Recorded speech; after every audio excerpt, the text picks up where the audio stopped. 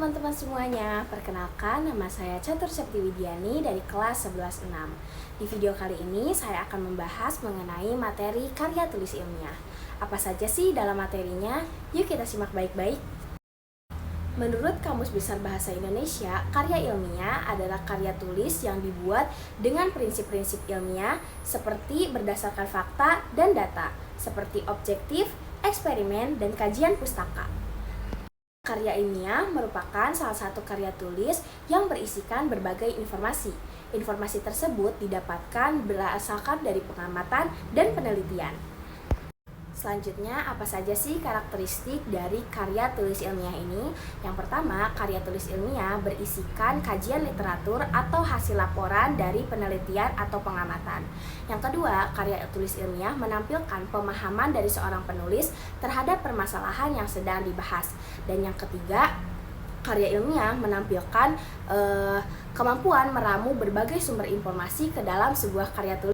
Selanjutnya, apa saja sih ciri-ciri dari karya ilmiah?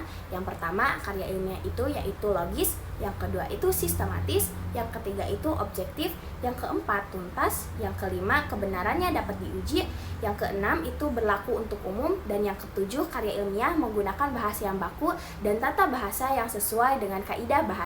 Nah, terus apa saja sih jenis-jenis karya ilmiah?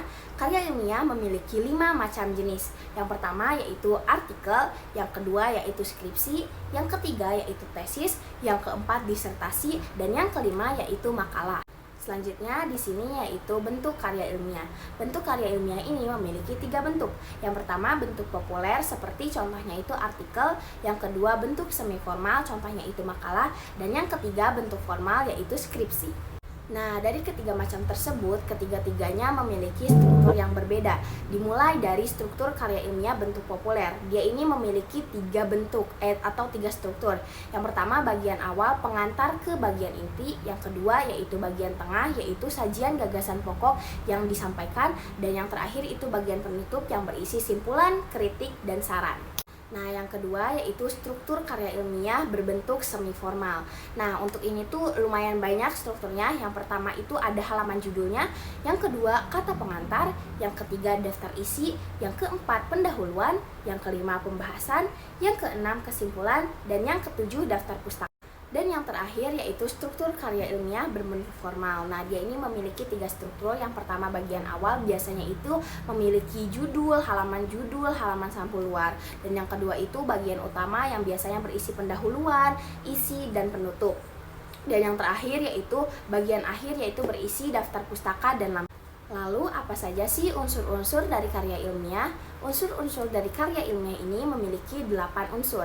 Yang pertama yaitu topik, yang kedua itu yaitu judul, yang ketiga pendahuluan, yang keempat tinjauan pustaka, yang kelima metode penelitian, yang keenam itu pembahasan, yang ketujuh kesimpulan, dan yang terakhir atau yang kedelapan yaitu berisi daftar.